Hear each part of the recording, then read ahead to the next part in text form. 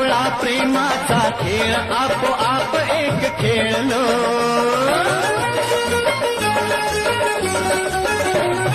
रंगताच खेळाचे अंतरंगी नकळताच उतरले. रंगलास तूही त्यात मीही त्याच प्रेम रंगी रंगले. मग भीती कुणाची कशाला, भीती कुणाची कशाला, भीती कुणाची कशाला, अगं भीती कुणाची कशाला. ना सांगताच आज हे कळे मला, कसा जीव माझा तुझ्यामध्ये गुंतला.